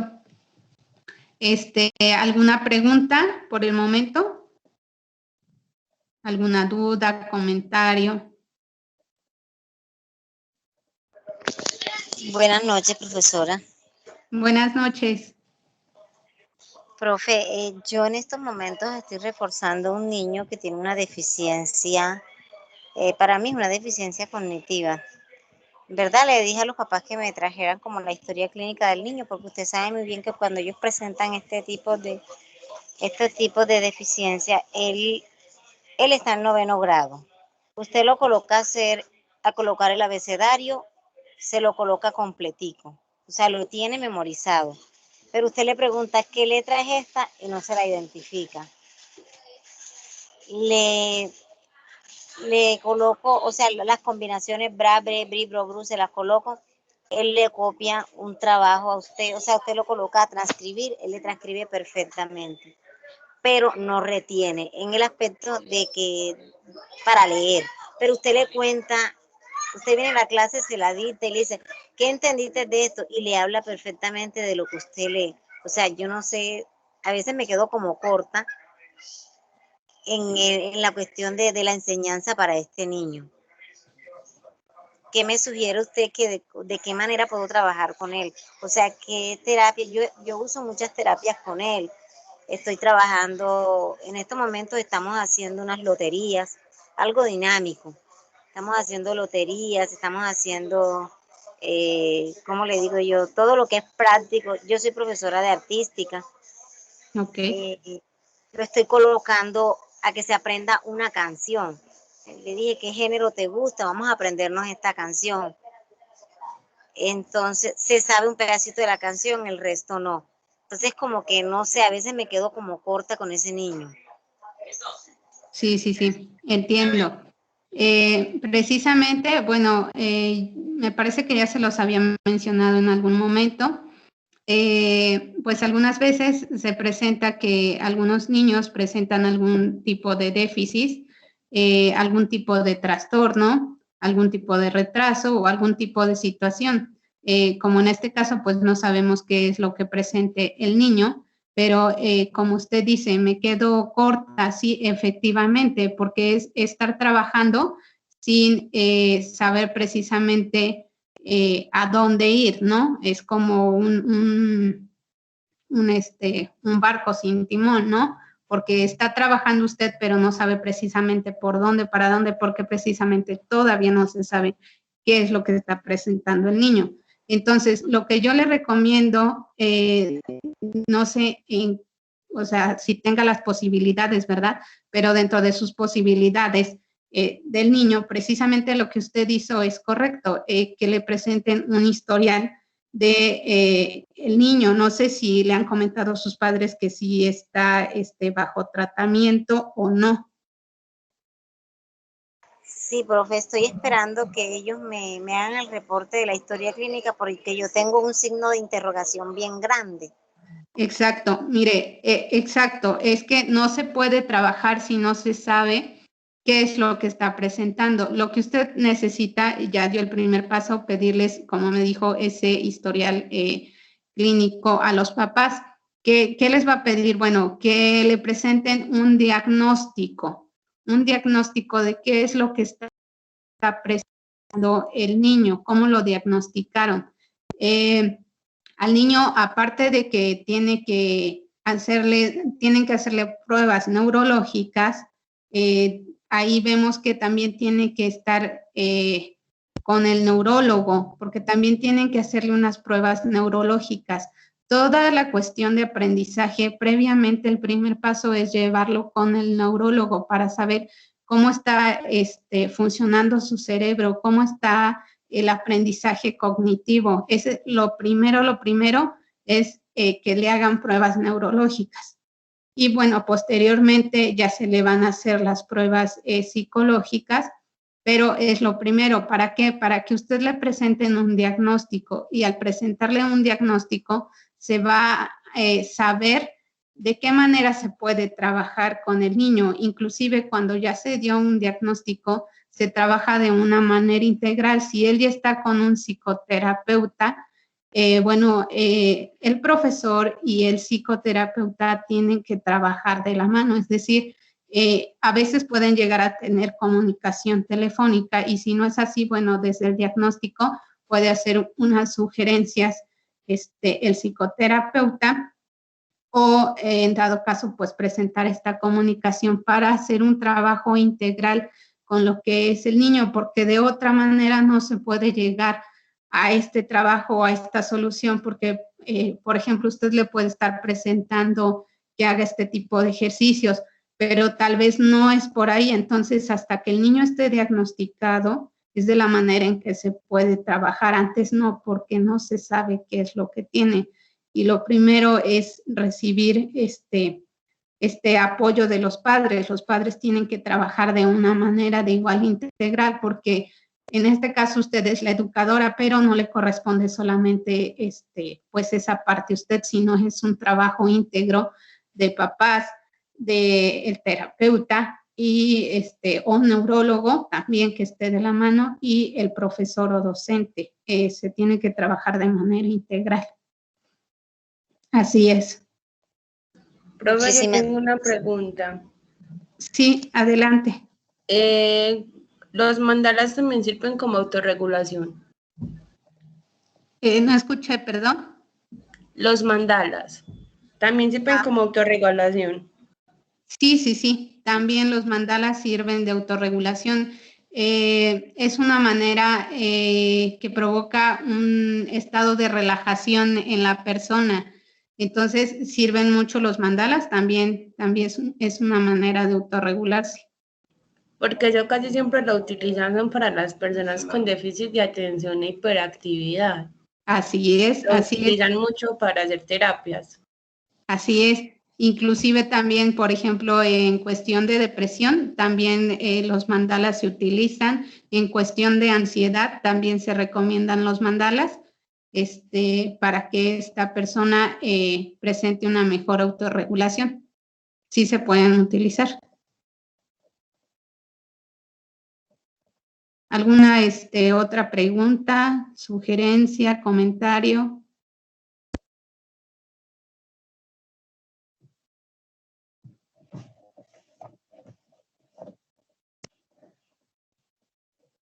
Bueno, chicos, ¿qué les pareció la clase?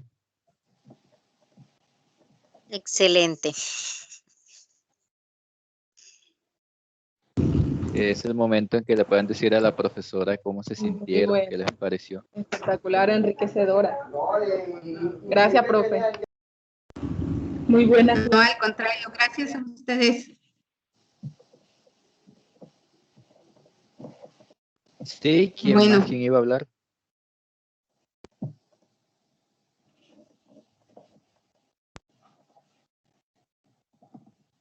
¿Alguien iba a decir algo?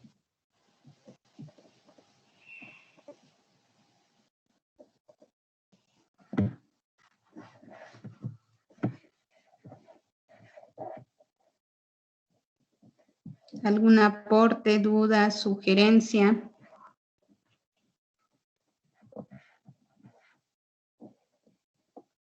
Escuché que alguien activó el micrófono. ¿Quién quiere decir algo? Buenas noches. ¿Me escucha? Buenas noches. Aparte de darle las gracias por la clase, yo tengo una inquietud. Cuando los niños tienen déficit de atención y, o sea, reciben la terapia, van a la escuela, en la casa, o sea, ¿qué consejos podemos darle a los papás para que ellos trabajen como en que los niños se concentren básicamente a hacer como una sola actividad? ¿Sí me entiendes? Como coger una actividad por semana, pero que ayudarles a los papitos para que ellos puedan enseñarle desde la casa, porque a uno como profesor le queda muy difícil enseñarle todo, pero los papás pueden colaborarles, ¿sí me entiendes? Sí, claro. Bueno, primero habría que identificar qué tipo de déficit presenta el niño, porque hay diferentes grados. Entonces, primero hay que identificar qué tipo de déficit se está presentando. Ahora, una técnica general con la cual podrían ayudar los padres es, por ejemplo, desde la musicoterapia. La musicoterapia podría ayudar a generar estas áreas de los neurotransmisores para generarle un mejor aprendizaje al niño. La musicoterapia se utiliza mucho para generar que estas conexiones, que haya una mayor, se podría decir, regulación de la información, que haya un mejor pase de información, porque está estimulando todos los neurotransmisores. Entonces, una técnica sería a través de la musicoterapia, que eso ayudaría a un mejor aprendizaje. Vale, muchísimas gracias. No, al contrario. Profe, hay unos ejercicios muy buenos para la memoria de los niños y los adolescentes. Y pues yo los pongo mucho en práctica cuando trabajo en un aula. Y se lo recomiendo a los papitos también porque ellos también lo pueden aplicar en la casa. Y es como el que estoy utilizando, el de memorizar las letras y canciones, contar cuentos, poner objetos en orden, decir que han visto cosas, pueden hacer la terapia del juego del teléfono. aprender idiomas, no importa, no necesariamente un profesor, ahí hay muchos programas de televisión, en YouTube también, donde ellos pueden, hay muchos videos donde pueden ponerlos en práctica por medio del juego, ver videos y películas juntos. No solamente nosotros en el aula de clase, sino que los profesores, con los papitos en casa también pueden trabajar todas estas terapias. Y por último, jugar con tarjetas iguales. Así es. O sea, yo utilizo mucho estos ejercicios. O sea, me funcionan. Sí, Gracias. muchas Y gracias a usted. muchísimas gracias. Es un tema que a mí me fascina. Muchas gracias, gracias a ustedes. Sí, como lo mencionaban, también se puede trabajar, depende también de la edad del niño y también depende de lo que esté presentando el niño. Pero sí, trabajar a través del juego, pues el niño es lo óptimo, ¿no? Depende si estaríamos hablando dependiendo de la situación, pero todo lo que genere estímulos en el niño que presente algún déficit o algún retraso, es decir, a través del sonido, hacer ruidos, la música, a través de la vista, es decir, también pueden ser colores, no en todos los casos, es que sí varía dependiendo de la situación o del tipo de trastorno, si presenta algún trastorno el niño para el aprendizaje, porque por ejemplo los ruidos o algunos colores, los niños autistas no los toleran, entonces sí hay que tener como mucho cuidado en esa parte. Entonces sí, primero hay que saber qué es lo que está presentando para poder saber cómo qué técnicas hay que utilizar. Pero, por ejemplo, si fueran otro tipo de situaciones, pues los niños los ayuda mucho esta estimulación para el cerebro, ya sea en colores, en lo que es sonido y, bueno, por ejemplo, los cuentos, como lo mencionaba aquí nuestra compañerita. Esto va a generar un aprendizaje en el niño, es decir, hacer la interacción con él a través de los sentidos, inclusive a través hasta del gusto, por ejemplo. Eso genera un aprendizaje, ¿sí? Mi sobrino es autista y tiene 3 años, lo diagnosticaron a comienzo de este año. Y pues yo trato de enseñarle a mi sobrino, o sea, máximo de lo que ha aprendido, de lo que leo, de lo que he aplicado, de lo que me han enseñado. Pero créame que el aprendizaje con los niños autistas también es como un aprendizaje para uno.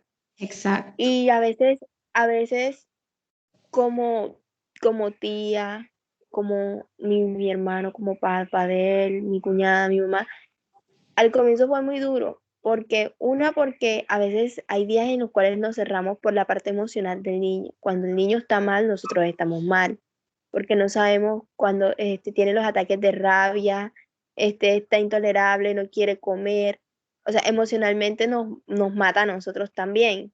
Claro. El que no puede hablar para enseñarle es muy difícil, porque él todo me lo señala. Una vez que otra que ha repetido una palabra y eso ha sido una cada 4 meses. Gracias. Chilla. Papá, sí, o sea, es como no sé cómo no se le olvida o cómo lo repite tanto todo es su papá, papá, papá, papá, papá, papá, papá. Llega papá y él sabe cuando le habla el papá, pero cuando uno le habla, no atiende, pero cuando el papá le habla, es como si un dictamen, digo yo. Cuando el papá le dice, si uno le dice, no vas para allá y se va, y el papá le dice, no va para allá y míreme y se devuelve y él regresa y se sienta. O sea, son cosas como tan difíciles y yo le enseño media hora y media hora yo le pongo que repita las vocales y las como que sí y no a veces, pero cuando la parte emocional de la rabia de él, o sea, yo me cierro, yo digo, yo como maestra me cierro y me frustro porque quiero que él aprenda, pero me acuerdo, yo digo, sí, con él es todo más pasivo, con más calma, otras estrategias, implemento nuevas cosas y todo es como más lento y voy y ahí lento y otra vez siento que retrocedo con él y voy avanzando. Entonces también es como cuando lo veo así que está muy estresado o no sé qué les pasa, que se está como que se no, no quiere, me dice que no, se pega, me pega, me dice que no, ya como que lo dejo ahí, ya. Ese día se perdió la sesión con él, todo. Entonces, no sé cómo trabajar esas partes con él, las del lenguaje, porque se me dificulta mucho.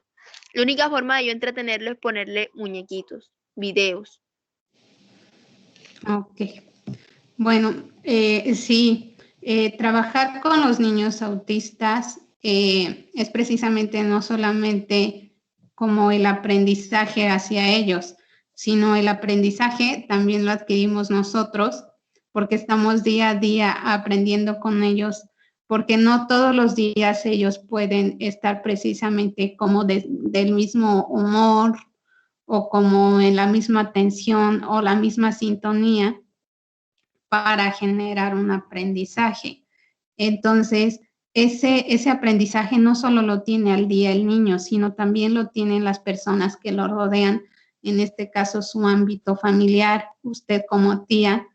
Entonces, cuando, como me lo menciona, cuando el niño llega a presentarse de un estado donde él está mal, por ejemplo, que presenta irritabilidad, ustedes igual llegan a estar ahí. ¿Por qué? Porque hay una empatía, pero al mismo tiempo estamos observando que es una cuestión de reflejo, una cuestión de las neuronas espejo. Cuando ustedes ven que el niño está mal, pues ustedes de igual manera lo están. Entonces, ¿qué hay que hacer? Primero que nada, trabajar con los niños autistas es de mucha paciencia, mucha tolerancia, mucha comprensión. Entonces, hay que generar, primero nosotros hay que autorregularnos. Todas las personas que están trabajando con el niño de la mano tienen que autorregularse. ¿Por qué? Porque no se puede llegar a un estado exacerbado o estar irritable, ¿no? O generar estos estados. ¿Por qué? Pues porque van a generar una respuesta reactiva y muy emocional en el niño, ¿no? Entonces, primero, como les manejaba las técnicas, hay que manejar técnicas de relajación a uno, ya que posteriormente uno las aplicó, también algunos tipos de técnicas se pueden llevar a cabo en algunos niños autistas. Si quieres, ¿qué podemos hacer? Puedo buscar algún material para ti, para que te lo proporcione, qué es lo que, cómo, de qué manera puedes trabajar con tu sobrinito y bueno, también darnos cuenta de la mano si ya aplicaste algunos tipos de técnicas o no, o en qué parte se encuentra él. No sé si esté en tratamiento ahorita, si siga su tratamiento o no. Ahorita lo paralizó, lo estaban llevando a terapias de fonología, de motricidad, de conductual y de lenguaje. Ok. Ok, bien. Bueno, ahora tenemos un inconveniente con la alimentación, porque él solamente nos está consumiendo ahorita mismo, solamente de comer. Hay días que toma sopas, hay días que no, y todo es frito. O sea, me parece que es una muy mala alimentación, no toma, un come frutas, le da asco, dice que no y no toma. Y pues es papita frita con queso, papita frita con huevo o papitas fritas, todo es frito. O sea, todas las papitas son fritas, entonces todos los días prácticamente se le está dando eso, o si no se le está dando un dedito. Y todo eso es frito.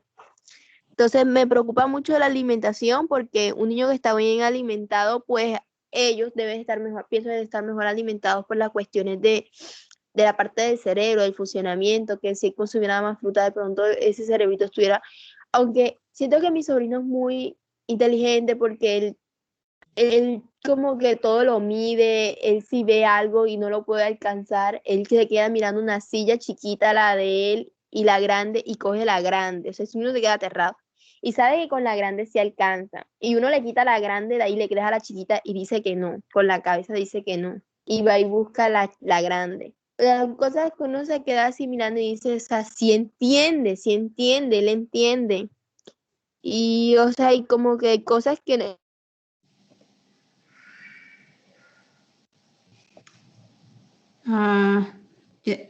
Hasta ahí es tu comentario, es que no se escucha más. Me parece que sí, ¿verdad? O Listo, un poco de profe. cuestión, pero se nos dificulta mucho.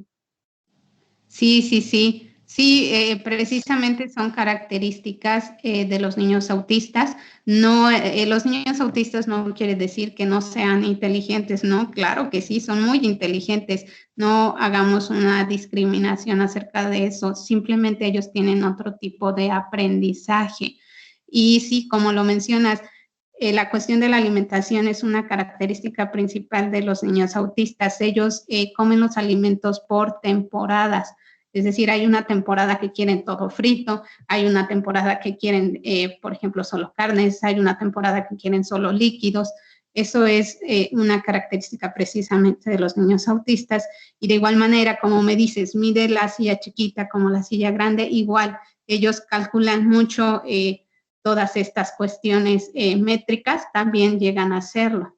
Entonces, Alinean todo y todo va según el color, la dimensión, todo, o sea, todo lo alinea y lo ordena de una forma muy, o sea, que parece que debe ser un adulto.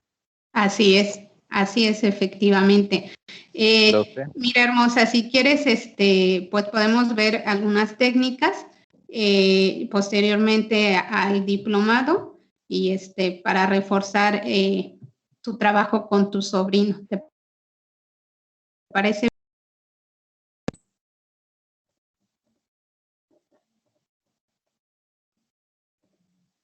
Profe, listo, profe. Sí. Gracias, Vamos a ir Leticia. concluyendo. Me parece perfecto. Entonces, no sé si usted me envía las técnicas y las va a reforzar en la próxima sesión, ¿verdad?